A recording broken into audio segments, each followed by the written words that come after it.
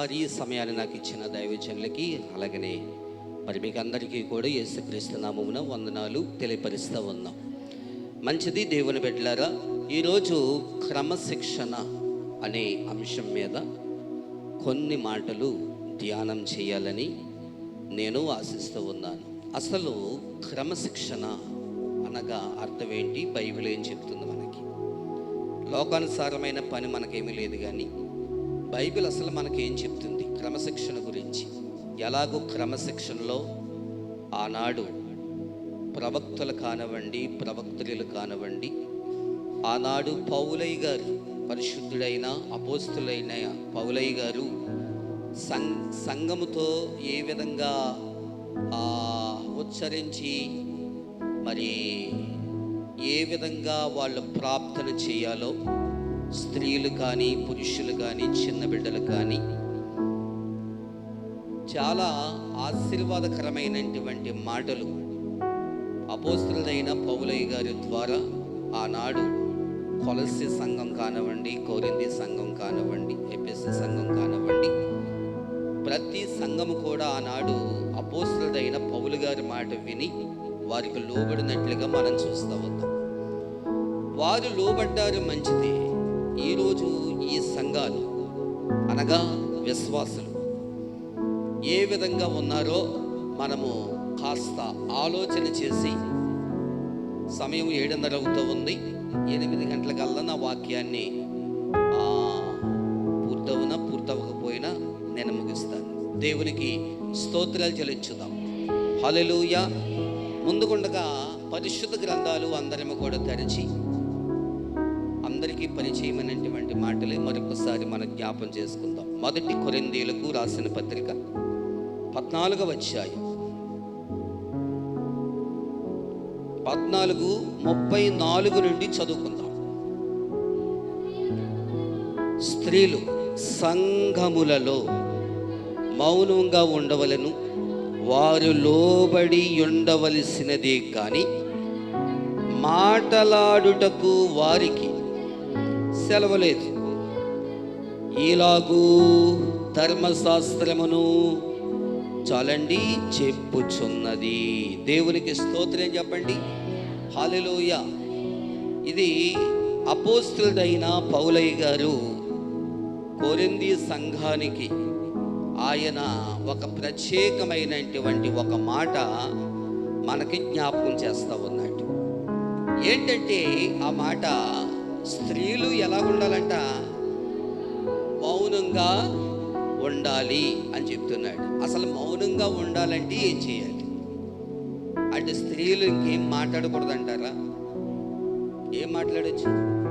ఏం మాట్లాడకూడదు. ఈ రోజున ఆనాడు సంఘము ఒక దైవజనుడికి లోబడింది. మాట్లాడడానికి మీకు అవకాశం లేదు. వాక్యమును అందించడానికి కానీ, బోధ చేయడానికి కానీ మీకు ఎలాంటి యోగ్యత మీకు లేదు అని చెప్తున్నాడు. ఎందుకు మాట చెప్తున్నాడు? ఎందుకు అలా చెప్పాడో తెలుసా? పౌలు గారు, మీరు తగ్గించుకోండి, మీరు హెచ్చింపబడతారు అని ఒక మాట అక్కడ జ్ఞాపం చేస్తూ ఉన్నాడు. ఆనాడు ఆ సంఘము స్థిరపడింది, లోబడింది, దేవుని మాట విన్నది, వాక్యానుసారముగా నడిచే సంఘం. మరొక మాట ఏముందంటే, నువ్వు స్త్రీవైతే ముసుగేసుకుని మోకరించు అన్నట్టు. అది కూడా పౌలు గారే చెప్పారు.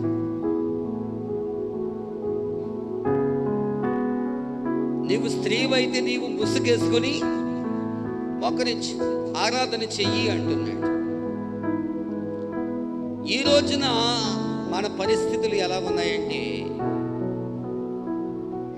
మిమ్మల్ని ఏమనడం లేదు, వాస్తవం చెప్తున్నాను నేను. తల మీద ఏం చేయాలంట? ఎవరు? స్త్రీలు ముసుగు వేసుకుని ఏం చేయాలి? ఆరాధన కానీ, ప్రార్థన కానీ, వాక్యము వినడం కానీ చేయాలి. అంటే మందిరంలో ఇప్పుడు ఏం చేయాలి? క్రమముగా ఉండాలని చెప్తున్నాడు. ఎలా ఉండాలి? క్రమముగా ఉండాలి. అక్రమ వారులారా, నా యొద్ద నుండి మీరు తొలగిపోవిడి అన్నాడు. అది ఎవరి గురించి మనకు తెలుస్తుంది. ఈరోజు మనం ఏం చేస్తూ ఉన్నాము అంటే, మనమంటే మనం కాదు, నేను మగోణిగా, మీరు స్త్రీలు కదా. నేను చెప్పే మాట ఏంటంటే, ఈరోజు ముసుగులు వేసుకోవడం మానేశారు. ఏం వేసుకోవడం మానేశారు అంటే మీరు కాదు, కొంతమంది. ముసుగుకు బదులు ఇప్పుడు ఏమొచ్చింది?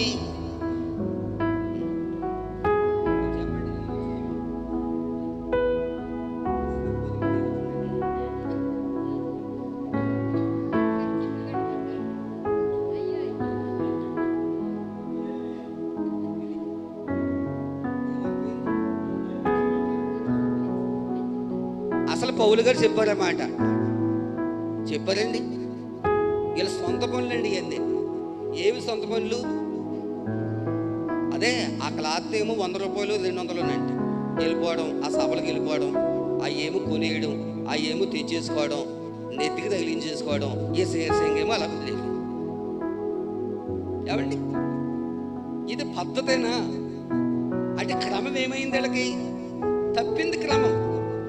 క్రమం లేదు. పూర్వనాడు కాలంలో అంటే నా చిన్నప్పుడు నేను చెప్తున్నాను వినండి. వేరే సంఘం గురించి నాకెందుకు, మన సంఘం గురించి చెప్తున్నాను. మన సంఘ విశ్వాసులు ఎలా ఉండేవారో తెలుసా? అప్పుడు ఫోటోలు ఇంకా ఉన్నాయి. ఎప్పుడు ఫోటోలు? ఆకుతో కట్టబడిన చర్చి దగ్గర నుంచి, పెంకి మీద కట్టబడిన చర్చి దగ్గర నుంచి ఈ రోజు వరకు కూడా తరతరాలుగా ఆనాడు చాలామంది పరలోకానికి వెళ్ళిపోయారు. అలాంటి వాళ్ళు ఫోటోలు కూడా ఉన్నాయి మా దగ్గర. వాళ్ళు ఎలా ఉన్నారు? ముసుగు వేసుకుని దైవజనులు చెప్పినట్లుగా ఆరాధన చేశారు వారు. ఈరోజు చాలా మంది ఏం చేస్తూ ఉన్నారంటే, కొన్ని చోట్ల మేము చూస్తూ ఉన్నాము, క్లాత్తులు వేసుకుని, తెల్ల క్లాత్తులు నెత్తి మీద వేసుకొని అవి కట్టుకుని ఆరాధన చేస్తున్నారు. మంచి పద్ధతేనా అని మనం అనుకుంటే మంచి పద్ధతి కాదు. వాక్యానుసారంగా దేవునికి స్తోత్రాలు చెల్లించండి. హల్లెలూయా. అందుకు దేవుడు సెలవిస్తూ ఉన్నాడు. ఈ రోజున మనము చూస్తూ ఉంటే, టీవీలో చూడండి, సభల్లో చూడండి, పాదిర్ల కంటే పాశ్రమలే ఎక్కువైపోయారు ప్రపంచంలో. ఎవరు ఎక్కువైపోయారు? పాశ్రమలే ఎక్కువైపోయారు. ఇప్పుడు చెప్పాను కదా, క్లాప్తో నెత్తి మీద చుట్టుకుని స్టేజ్ దగ్గరికి వచ్చేసి బల్ల గుద్దేసి ప్రసంగాలు చేసే వాళ్ళు కూడా ఈ స్త్రీలు మనకు బాగా తెలుసు. కానీ వాళ్ళలో తగ్గింపు ఉందా అంటే తగ్గింపు లేదంతే. దేవునికి స్తోత్రం. హల్లెలూయా. ప్రసంగం చేస్తే చేసావు, నీకు లిప్టిక్లు ఎందుకమ్మా? పాశ్రమంలో ఏం చేస్తున్నారు అనుకుంటున్నారు? లిప్టిక్, ముఖానికి రంగు, మేకప్లు. విశ్వాసాలు ఏమైపోవాలి? నువ్వే వేస్తే విశ్వాసం ఏమైపోవాలి అని అడుగుతూ ఉన్నాడు ఆయన. వేషధారణ ఎందుకంట? వేషధారణ వద్దు, వేషధారణ వద్దు. నీకు అసలు తగ్గింపు ఉందా అని ప్రభు అడుగుతూ ఉన్నాడు. తగ్గింపు విశ్వాసమేనా?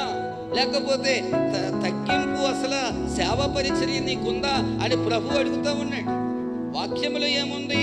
స్త్రీలు మౌనంగా ఉండాలి. మౌనంగా ఉండడము అంటే శుభవార్త చెప్పొద్దని కాదు, ప్రసంగం చేయొద్దని కాదు, లేకపోతే మాట్లాడవద్దని, అంతకంటే కాదు. మాట్లాడండి మాట్లాడండి అంటున్నాడు ఆయన. విపరీతంగా మాట్లాడకూడదు. స్త్రీల సంగతి మనకు బాగా తెలుసు కదా. ఇద్దరు చోట ఉన్నారనుకో, వాళ్ళు 100 మందితో సమానం. ఎంత ఏమర్థమైంది? మగోళ్ళు 10 మంది ఉన్నారనుకో, వాళ్ళ మాటలు ఏమో రావు. కానీ 2 ఆడోళ్ళు ఉన్నారనుకో, మొత్తం భూప్రపంచమే పైకి లెగిసిపోతుంది. అలాగే చూస్తాము కనుక దేవునికి స్తోత్రం చెప్పండి. హల్లెలూయా. దేవుని బిడ్డలారా, మౌనంగా ఉండడము అంటే మనము తగ్గించుకుని వాక్యాన్ని చదవాలి.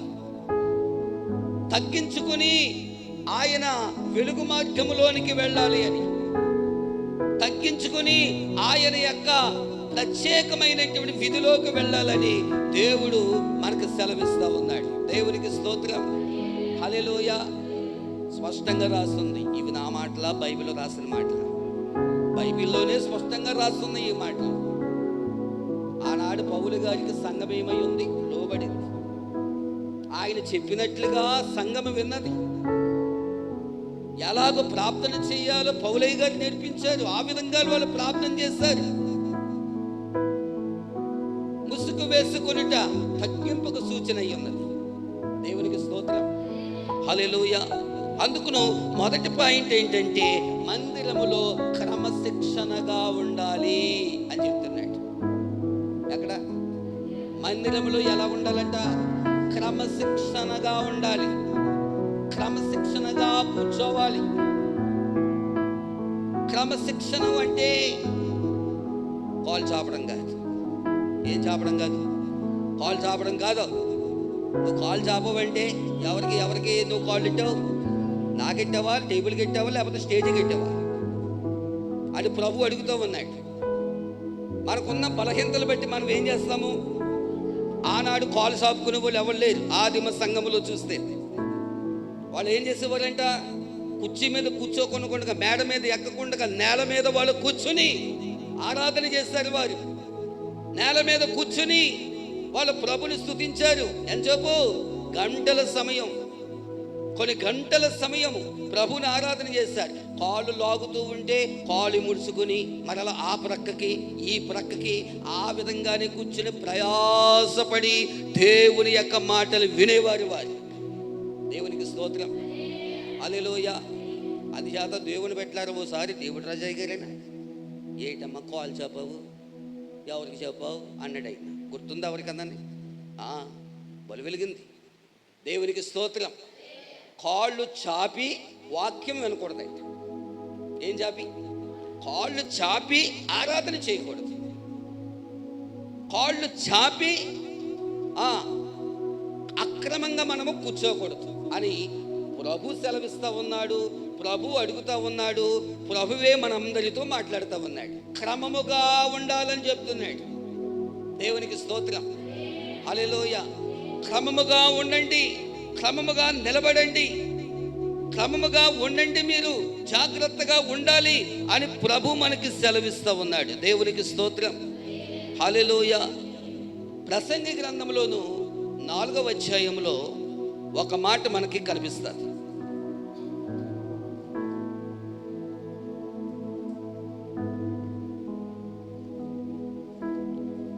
ప్రసంగి గ్రంథము 4వ అధ్యాయం 2వ వచనం చదువుకుందాం. కాబట్టి ఇంకను బ్రతుకుచున్న వారి కంటే ఎంతకు ముందు కాలము చేసిన వారే ధన్యులనుకొంటిని. ఎందుకంటున్నాడు ఈ మాట ప్రసంగి గారు? ఎందుకు ఈ మాట ఆయన జ్ఞాపం చేస్తా ఉన్నారు? కాలము చేసిన వారే ధన్యులని ఎందుకు చెప్తున్నాడు? ఇప్పుడున్నటువంటి వారు ధన్యులు కాదని ఎందుకు అంటున్నాడు ఆయన? ఇప్పుడున్నటువంటి వారి కంటే కాలము చేసిన వారే ధన్యులని ఎందుకు చెప్తున్నాడు తెలుసా? వాళ్ళు వెళ్ళిపోయిన వాళ్ళు చాలా క్రమశిక్షణగా బ్రతకాలని, క్రమశిక్షణగా ఉన్నారని, క్రమశిక్షణగా ఆత్మీయుల వారు ఎదగాలని, ఆత్మీయమైన స్థితిలో ఉన్నారని. అందుకనే ఆనాడు సంఘము పౌలు గారి మాట విన్నది, దేవుని మాట విన్నది, దేవుని యొక్క అభిషేకాన్ని వాళ్ళు పొందుకున్నారు. యథార్థమైన మనస్సుతో వాళ్ళు ఆరాధన చేశారు. వాళ్ళు బ్రతికినటువంటి కాలము వరకు కూడా దేవుని మాట విని వారు వెళ్ళారు. క్రమశిక్షణ కలిగి బ్రతికారు. దేవునికి స్తోత్రం. హల్లెలూయా. క్రమశిక్షణ కలిగి బ్రతికారు వారు. మనలో క్రమం ఎందుకు లేదు? ముసలోళ్ళేమో ముందు, వాళ్ళ పడుసోళ్ళేమో వెనక, చదువుకున్న వాళ్ళు మరీ వెనక. ఏది క్రమం? ఏదక్క క్రమం ఉందా? క్రమం ముందు ఎవరికి లేదో తెలుసా? క్రమం ముందు ఎవరికి లేదో తెలుసా? పాసగారికి కాదు, విశ్వాసులకు కాదు, విశ్వాసుల పిల్లలకు లేదు క్రమం. ఎవరికి లేదు? విశ్వాసుల పిల్లలకు లేదు. వెనకాల కూర్చున్న పిల్లను, నీకు గుర్తుందా, నీకు జ్ఞానం ఉందా, ఎదరికి కూర్చో అని చెప్పలేవు. చెప్పే కెపాసిటీ, ధైర్యం మనకు లేదా? మాట్లాడరే, తలకాయలు గుంజుకుంటారు ఇలాగ. గట్టిగా స్తోత్రాలు చెల్లించండి. హల్లెలూయా. క్రమము లేదు, క్రమము లేదు. సంవత్సరానికి ఉపవాసపడాలు జరిగితే కదా, ఇప్పుడు సెప్టెంబర్లో అప్పుడు వచ్చేది క్రమం. 3 రోజులు వరుసగా కూర్చుంటారు. 1 2 3 4 5. ఆ కంటిన్యూగా వచ్చేవాళ్ళు మాత్రం ఇక్కడ కూర్చుంది వెళ్ళి నా ప్లేస్ ఇది ఎక్కడిపో. ఆ క్రమం చివరిదాకా ఉండాలి కదా చెల్లమ్మ. ఆ క్రమము చివరి వరకు కూడా నువ్వు కొనసాగించాలి కదా. ఎందుకు చేయట్లేదు? ఎవరో ఎందుకు? నూరియం గారు ఉందనుకో, జనాలు పెట్టుకొని ఏదో రకంగా వచ్చేసి ఇస్తే రక్కలాగా ఎదరు కూర్చుని ఆరాధన చేయాలనుకుంటారు. మరి మీరు ఎక్కడ కూర్చున్న ఒకటి, ఎక్కడ కూర్చున్న ఒకటి, ఎక్కడ కూర్చున్న ఒకటి ఎలాగవుతుంది? నువ్వు దేవుని యొక్క వాక్యం వినాలని మనసు నీకుంటే, దేవుని యొక్క వాక్యం చదవాలని మనసు నీకుంటే ఎదరు కూర్చోవాలని తెలీదా? క్రమముగా కూర్చోవాలని తెలీదా? క్రమముగా ఆరాధన చేయాలని తెలీదా? దానినే ప్రభు అన్నాడు అక్రమము అన్నాడు. ఏమన్నాడు? అక్రమము అన్నాడు. అయినా దేవునికి స్తోత్రం చెప్పండి. హల్లెలూయా. పూర్వనాడు కాలంలో ఎలా కూర్చున్న వాళ్ళు మనము పురుషులందరూ కూడా ఈ కన్ను నుంచి అక్కడ దాకా కూర్చునేవారు. స్త్రీలందరూ కూడా ఇక్కడి నుంచి అక్కడ దాకా కూర్చునేవారు. ఏమైంది? క్రమం తప్పిపోయింది. క్రమము తప్పిపోయింది. దేవునికి స్తోత్రాలు చెల్లించండి. హల్లెలూయా. ఇల్లు కట్టేటప్పుడు క్రమంగా కడతామా? ముందు స్లాబ్ వేసి తర్వాత భీమేసి పోరేస్తామా? చెప్పండి. ఎస్, ముందు పోలు కోసి పిల్లరేసి అప్పుడు భీమేసి ఏమంటే బేస్మెంట్ వేసి అప్పుడు స్లాబ్ దగ్గరికి వెళ్తాం. పైకి గోడలు కట్టు, సన్సైడ్ కట్టు, అప్పుడు స్లాబ్ దగ్గరికి వెళ్తాం. క్రమంగా చేయట్లేదా? ఎవడు మేసు గారు మాట్లాడరే? క్రమంగా చేయట్లేదా? అది క్రమంగా చేసినప్పుడు మనం ఎందుకు క్రమంగా నడుచుకొని పోవాలి? క్రమముగా ఉండాలి. మనం క్రమంగా ఉండాలి. క్రమంగా ఉంటే ఎవరైనా మనల్ని అనగలరా? అనలేరు మనల్ని. దేవునికి స్తోత్రం చెప్పండి. హల్లెలూయా. రెండోది ఏంటో తెలుసా? ఆరాధన చేస్తూ ఉన్నప్పుడు, పాటలు పాడుతూ ఉన్నప్పుడు క్రమశిక్షణ కలిగి ఉండాలి. రెండోది ఏంటమ్మా? ఆరాధన చేస్తూ ఉన్నప్పుడు, పాటలు పాడుతూ ఉన్నప్పుడు ఏం చేయాలి? క్రమశిక్షణ కలిగి ఆరాధన చెయ్యాలి, పాటలు పాడాలని ప్రభు సెలవిస్తూ ఉన్నాడు. ఆమోసు గ్రంథంలోనికి రండి ఒకసారి.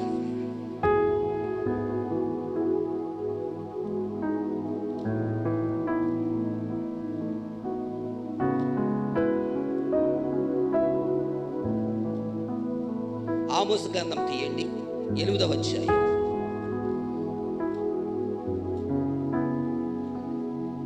ఎన్నో వచ్చిన ప్రభువైన యెహోవా సెలవిచ్చినదేమనగా,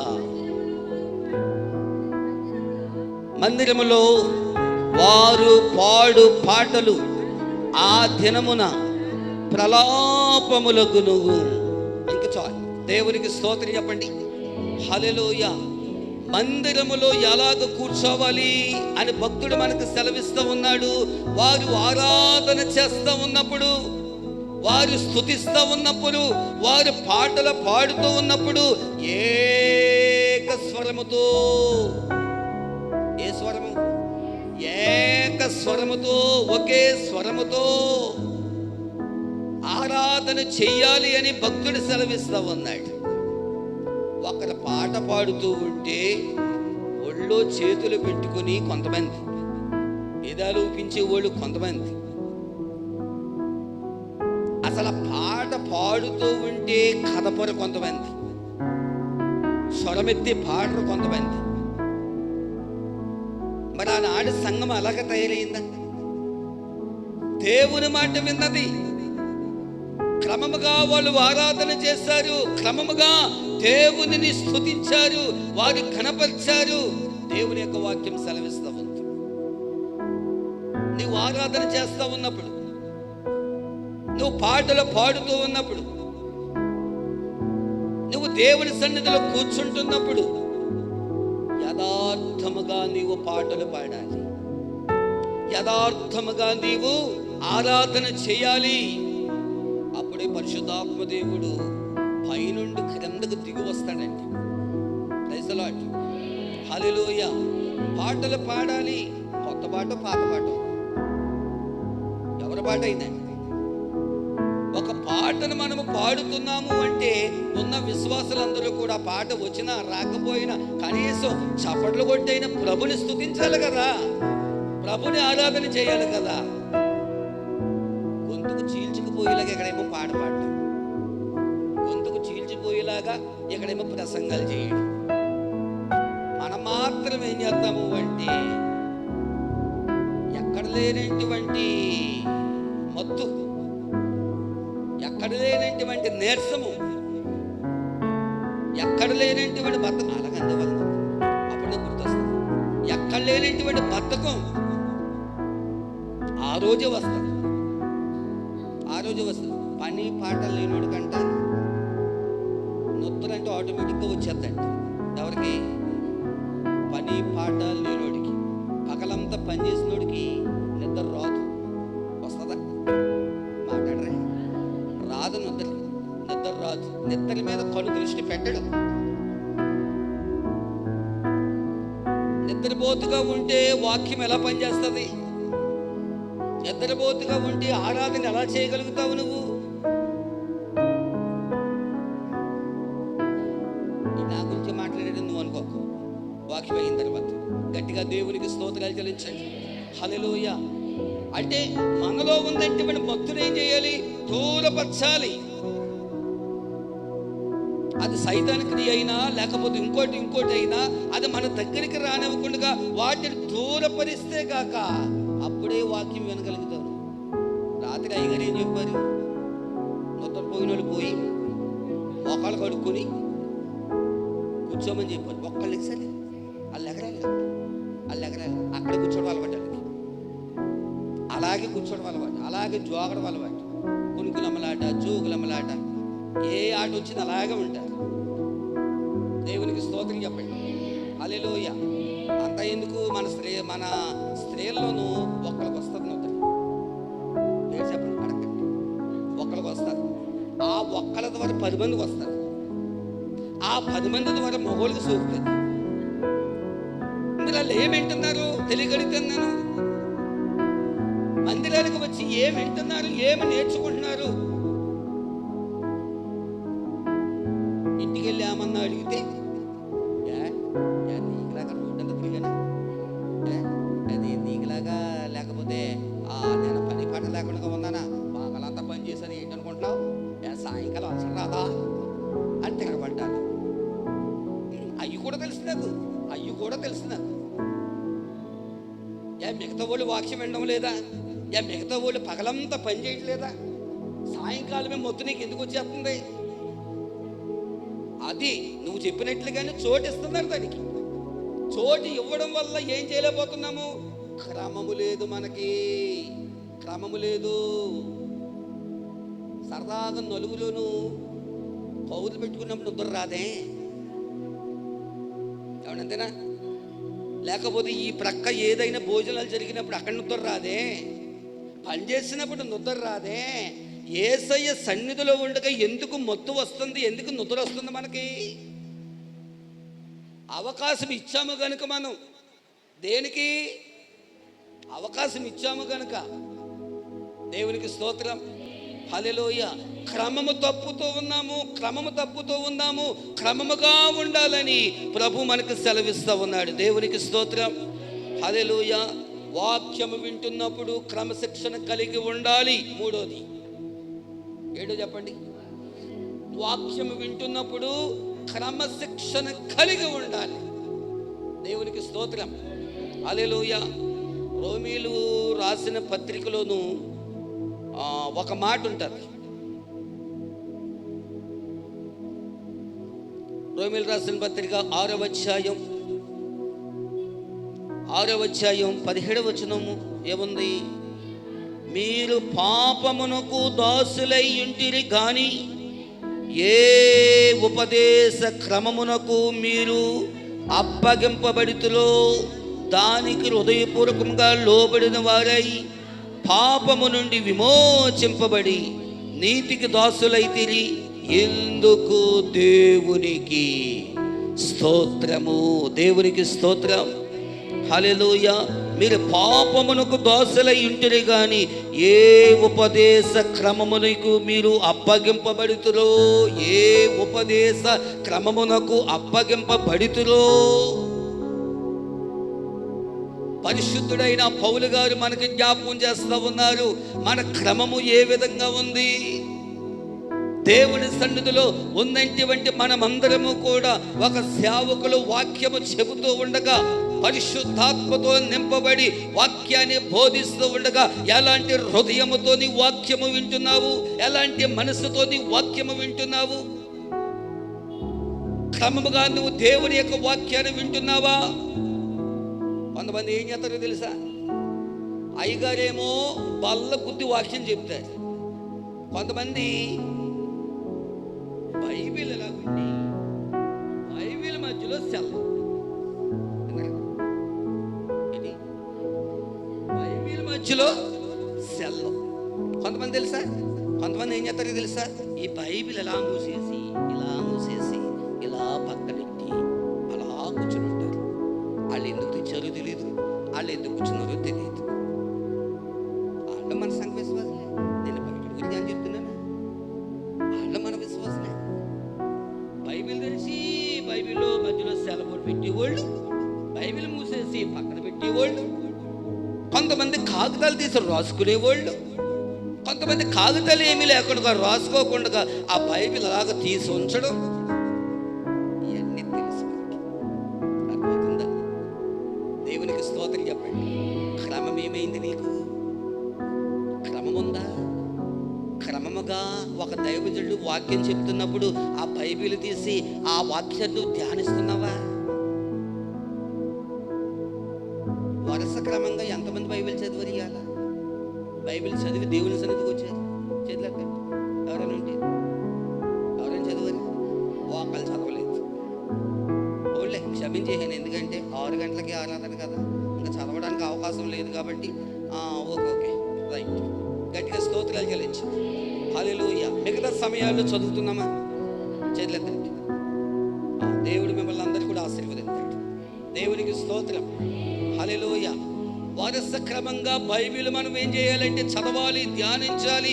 ఆ రోజు ఏదైతే చదివావో ఆ చదవబడిన వాక్యం అంతా కూడా బ్రెయిన్లో ఉండాలి, మనసులో ఉండాలి, హృదయంలో ఉండాలి. వాక్యం చదివేసేసి ఎక్కడ నా మీదగా వచ్చేస్తావా అని కత్తేసుకుని ఆడి మీదకి వెళ్ళకూడదు. నువ్వు ఇంతవరకు ఏం చదివావు?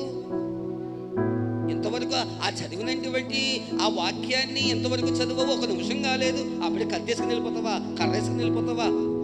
లేకపోతే గొడవకి వెళ్ళిపోతావా? ప్రభు అంటున్నాడు, ఓ నాయన, నీ మూర్ఖత్వము నిన్నే వెంటాడుతుంది. ఇంకో మాట ఉంటుంది, నీ శరీరమే నీకు శత్రువు అన్నాడు. ఎస్, నీ కోపమే నీ శత్రువు అన్నాడు. అంచేత వాటిని దూరపరిచిన ఆయన అంటున్నాడు, ఆయన ప్రేమతో చెప్తున్నాడు ఆయన. దేవునికి స్తోత్రం. హల్లెలూయా. ఇప్పుడు దాకా ఏం చెప్పానమ్మా? ఒకటేంటి? క్రమశిక్షణ కలిగి క్రమముగా మందిరములో ఏం చేయాలి? క్రమముగా ఉండాలి. రెండోదేంటి?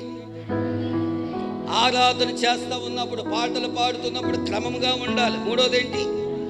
వాక్యం వింటున్నప్పుడు క్రమశిక్షణ కలిగి ఉండాలి. దేవునికి స్తోత్రం చెప్పండి. హల్లెలూయా. మార్కు సువార్త 5 నిమిషాలు ముగించేస్తాను. మార్కు సువార్త తీయండి, 11వ అధ్యాయం.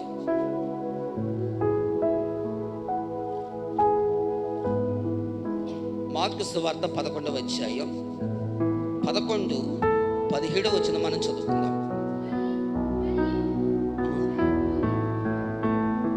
11, 17 చదవండి. మరియు ఆయన బోధించుచు, నా మందిరమును సమస్తమైన అన్యజనులకు ప్రార్థనా మందిరం అనబడును. అని వ్రాయబడలేదా? అయితే మీరు దానిని దొంగల గుహగా చేసితిరి అనెను. దేవునికి స్తోత్రం, హల్లెలూయా. ఏమంటున్నాడు? నా మందిరము సమస్తమైన అన్యజనులకు, సమస్తమైన ప్రజలకు ఇది ప్రార్థనా మందిరం అనబడును అని యేసయ్య స్పష్టముగా ఆయన పలుకుతూ ఉన్నాడు. ఆయన అప్పుడు వాళ్ళు ఏం చేశారు? ఎవరో వ్యాపారస్తులు ఏం చేశారు? పరిశుద్ధమైన మందిరాన్ని ఏం చేశారు? వ్యాపార యొక్క నిలయముగా వాటిని మార్చారు. యేసయ్య వారి ముఖాలు చూశాడు, వారి మనసులను చూశాడు, వారి హృదయాన్ని చూశాడు. కొరడాతో చెల్లుమనిపించి వాటి వ్యాపారంలో ఉన్నటువంటి అన్నీ కూడా బయటికి నెట్టివేసి వారిని అందరినీ కూడా బయటికి పారద్రోలి, ఇది నా సమస్తమైనటువంటి అన్యజనులకు ప్రార్థనా మందిరం, ఇది వెళ్ళండి ఎక్కడున్న వాళ్ళు అక్కడికి అని ప్రభువు అక్కడ కోపగించాడు. ఆయన దేవునికి స్తోత్రం, హల్లెలూయా. నీవు నేను ప్రతి ఒక్కరము కూడా యేసు రక్తములో కడగబడిన తర్వాత ఇది పరిశుద్ధమైన స్థలం, ఇది శ్రేష్టకరమైనటువంటి స్థలం, ఇది ఆటాడుకునే స్థలం కాదు, కౌలు చెప్పుకునే స్థలం కాదు, లేకపోతే కాలక్షేపం రావడానికి స్థలం కాదు. ఇది ఒక ప్రత్యేకమైనటువంటి, ఇది ఒక పరిశుద్ధమైనటువంటి నివాసమైనటువంటి స్థలము. రెండు చేతులు పైకెత్తి స్తోత్రాలు చెల్లించుదాం. నివాసమైనటువంటి స్థలము, ఇది మన ఇల్లు, ఇది మన తోట. ఆయన ప్రధాన కాపరి మనకి. ఆయన చెప్పినది ప్రతివారు చేయవలసిందే. తోటకి నీరు పెట్టినప్పుడు గొడ్లేస్తారు, తెలుసు కదా? గొడ్లేస్తారు. ఎందుకు వేస్తారు? ఆ వ్యక్తి ఏం చేస్తున్నాడు? క్రమముగా చేస్తున్నాడు. దాన్ని ఒకటి వాటర్ వదిలాడు, రెండోది గొడ్లు వేస్తున్నాడు. ఏ చెట్టుకి నీరు అందట్లేదు, ఏ స్థలంలో నీరు అందట్లేదు, అన్నీ చూసుకుని క్రమముగా చేస్తా ఉన్నాడు. వాక్యం అనే నీరు నీ హృదయములోకి నింపబడాలి. వాక్యం అనే ఓట నీ మనస్సులోకి నింపబడాలి. అప్పుడే ఆ వాక్యము నీ హృదయములోనికి ఫలింపజేస్తుంది. చేతుల పైకెత్తి స్తోత్రాలు చెల్లించండి. హల్లెలూయా. అనగా వాక్యము వింటున్నప్పుడు నీరు, నీరు అనే ఓట, నీరు అనే దాహము, నీరు అనే వాక్యము మనము ఆయన సన్నిధులు నింపబడితే గాక దేవుడు మనలను ఆశీర్వాదకరంగా నడిపిస్తాడు. దేవునికి స్తోత్రం, హల్లెలూయా. నాలుగోది ఏంటో తెలుసా? ప్రార్థన చేస్తున్నప్పుడు క్రమశిక్షణ కలిగి ప్రార్థన చేయాలి. దేవునికి స్తోత్రం చెప్పండి, హల్లెలూయా. సమయం అయిపోతుంది కాబట్టి నేను చదివించను కానీ యెషయా గ్రంథము 1వ అధ్యాయం 15వ వచనములో అక్కడ రాసి ఉంటుంది. ప్రార్థన చేస్తూ ఉన్నప్పుడు ఏం చేయాలంట? అమ్మ చెప్పండి. క్రమశిక్షణ కలిగి ఉండాలి. ప్రార్థన చేస్తున్నప్పుడు క్రమం అనేది ఉండాలి. వాక్యం కొరకు ప్రార్థన చేయమన్నప్పుడు ఏ అక్షరాలు రావాలి? హలో, వాక్యము కొరకు మాత్రమే రావాలి. వాక్యం కొరకు ప్రార్థన చేయమన్నప్పుడు అయ్యగారు దీవించిన ఆయన, అమ్మగారు దీవించిన ఆయన, పిల్లలు దీవించిన ఆయన, సాకూరు దీవించిన ఆయన, సాకూరు జనాలు దీవించిన ఆయన, ఎందుకు దీవించిన ఆయన, బలపరిచిన ఆయన, ఆశీర్వదించిన ఆయన, బలపరిచిన ఆయన. ఈలోగా వాక్యం సమయం అంతా కూడా నువ్వు అడిగిపోయావంటే ఇంకా వాక్యానికి ఏం సమయం ఉంటుంది? క్రమం లేక. దేవునికి స్తోత్రం చెప్పండి, హల్లెలూయా. ఆహారం పెట్టారు మనకి. ఎవరెట్టారు? మౌనికొక్క లాంటి వాళ్ళు ఎవరు పెట్టారు ఆహారం మనకి? ఒక మీటింగ్ పెట్టారు. ఆహారం పెట్టినప్పుడు ఈ ఆహారం కొరకు దైవజనులు ప్రార్థన చేస్తారు అంటారు. ఏమండి? ఆహారం కొరకు అంటే ఏ మాటలు రావాలన్నా? ఈ ఆహారం దీవించిన ఆయన, ఎవరికైతే ఈ ఆహారం లేదో అలాంటి వారికి దయచేనైనా, వడ్డించిన వారిని, తయారు చేసిన వారిని దీవించి బలపరిచి ఇది తించుండగా నీ శక్తి బలాన్ని నాకు దయచేనైనని ప్రార్థన చేసే బదులు, నాయనా కిమ్స్ హాస్పిటల్లో చాలా మంది ఉన్నారు నాయన, వాళ్ళకి ఆహారం లేదేమో నాయన, మరలా నాయన ధర్మ హాస్పిటల్ ఇంకెవరైతే ఉన్నారు నాయన, వాళ్ళకి ఆహారం దీవించిన ఆయన. అమెరికా పట్టణంలో ఆహారం ఎవరికైతే లేదు వారిని దీవించిన ఆయన. అలాగే ప్రార్థన చేస్తూ ఉండగా ఒక ఆయన టాప్ అని హార్ట్ కంప్లైంట్ వచ్చి టాప్ చనిపోయాడు. ప్రార్థన అయిన తర్వాత ఎప్పుడు పోయాడు అన్నారంట. మీరు లండన్లో ఉన్నారండి, లండన్లో ఉండగా ఈయన పరలోకానికి వెళ్ళిపోయాడండి అన్నారండి. అంటే బీపీ వచ్చిన పరిస్థితి ఏంటంటావు? నేను మీటింగ్ వెళ్ళాను, నేను సేవకుల మీటింగ్ అది. ఏనండి అది బైబిల్ మిషన్ వాళ్ళది. అది బైబిల్ మిషన్ వాళ్ళది అయితేనే ఇంకా పాస్టర్ గారికి ఏమో ఈ మీటింగ్ అనుకుని మేము వెళ్ళాం. మేము వెళ్ళిన తర్వాత మా మీటింగ్ అయిపోయింది. ఇప్పుడు ఆయన ఏమంటున్నాడు, ఇప్పుడు సమయం 2 అయింది కనుక 2 గంటల నుంచి 6 గంటల దాకా 7 చొప్పున ప్రార్థన చేయాలన్నారు. ఎంతమంది? 7 చొప్పున ప్రార్థన చేయాలన్నారు. 7 చొప్పున 7 చొప్పున అందరినీ కూడా రౌండ్ వేసేశారు. అందరినీ రౌండ్ వేయించేశారు. బైబిల్ మిషనల్ ప్రార్థనలో కొంచెం వెరైటీగా ఉంటాయి కదా. ఎప్పుడో ప్రార్థనలో పాలు పొందలేదు నేను. అక్కడికి వెళ్ళాను, నన్ను ప్రార్థన చేయమన్నారు తక్కువ. వాళ్ళే ప్రార్థన చేశారు. వాళ్ళు ప్రార్థన చేస్తుంటే ప్రార్థనలు ఏకీభవించమన్నారు, అంతే. ఇంకంతే. కళ్ళు తెరిచి చూశాను 2:30 అయ్యేటప్పటికి మా యూపీఎఫ్ సేవకులు ఒక్కళ్ళు లేరు. నేను ఉన్నానా ఇప్పుడు దాకానే అనుకుని వాళ్ళు వెళ్ళిపోయారు కదా, ఇంకా నేను వెళ్ళిపోదామనేసి అక్కడ పాస్టర్ గారు చెప్పేసి నేను వచ్చేసాను. ఎంతమంది పడిపోయారో తెలియదు. వాళ్ళు ఎవరికి ఆహారం ఉందో తెలియదు. వచ్చిన వాళ్ళందరికీ ఆహారం ఎవరికి లేదు. సేవకులు ఎంతమంది వెళ్ళారు కానీ ఎవరు ఆహారం తినకుండా అందరూ వెళ్ళిపోయారు. ఆ పాస్టర్ గారికైనా ఆ కథ అంతా జాలి అనేది ఉండాలి కదక్క. అయ్యో ఈ విధంగా వెళ్ళిపోతున్నారు, వాళ్ళకి భోజనాలు పెట్టాలి కదా, చెయ్యాలి కదా అని ఉండాలి కదా. అంటే ప్రార్థన అంటే మరీ ఇదిగా ప్రమాదకరమైనటువంటి పరిస్థితి అది గమనించి తెలుసుకొని ఆ విధంగా ఉండాలి. అంచేత క్రమముగా ప్రార్థన చేయాలని చెప్తూ ఉన్నాడు. దేవునికి స్తోత్రం, హల్లెలూయా. క్రమముగా ప్రార్థన చేయాలి. దేవునికి స్తోత్రం, హల్లెలూయా. పరిచర్య చేస్తున్నప్పుడు క్రమముగా చేయాలంటే, అందుకనే దైవజనుడు సమూయేలు గారు మర్యాదగా క్రమముగా ఏం చేశాడంట? పరిచర్య చేశాడండి. దేవునికి స్తోత్రం, హల్లెలూయా.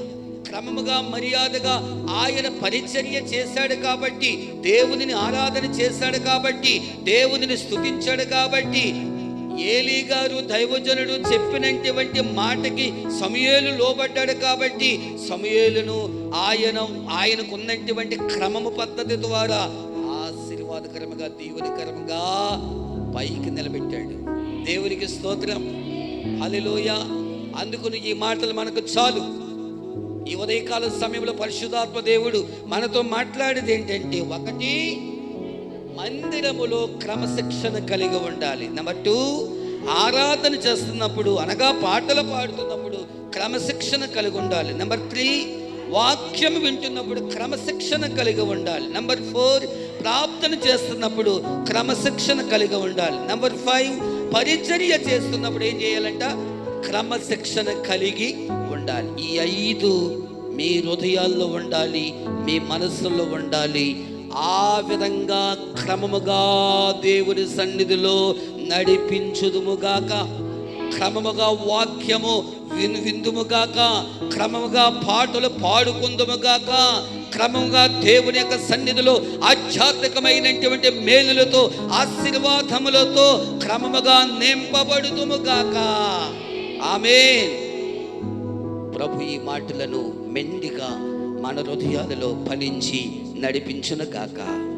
ఆమేన్. చిన్న ప్రార్థన చేద్దాం. పరమ తండ్రి మా యేసయ్య, నీ పరిశుద్ధమైన పాద సన్నిధిలో స్తోత్రాలు నాయన. ఈ ఉదయకాల సమయంలో మీరు మాకిచ్చిన వాక్యమును బట్టి స్తోత్రాలు చెల్లిస్తూ ఉన్నాం నాయన. మాలో అక్రమము ఏదైనా ఉంటే గాక అక్రమము నుండి తీసి మంచి క్రమము అనేది మాకుండాలి, మా పిల్లలకు ఉండాలి, యవనస్తులకు ఉండాలి, అందరికీ ఉండాలి. ఈ మంచి క్రమముతోనైనా నిన్ను ఆరాధన చేయాలి. ఈ మంచి క్రమముతోనైనా నీ వాక్యాన్ని వినాలి. నీలో ముందుకు సాగాలి నాయన. నీ సన్నిధి మాకు దయచేయబడాలి నాయన. నీ అభిషేకాన్ని క్రమముగా మేము పొందుకోవాలి నాయన. నీ వాక్యానుసారముగా మమ్మల్ని అందరినీ కూడా నడిపించి మహిమ పొంది పరిశుద్ధత పరచమని యేసయ్య నామమున ప్రార్థించుకుని వేడుకుంటున్న మా పరమ తండ్రి, ఆమేన్. అందరికీ వందనాలు. సమయం నాకు ఇచ్చిన దైవజనులు నాన్నగారికి వందనాలు తెలియజేస్తాను. ఆమేన్.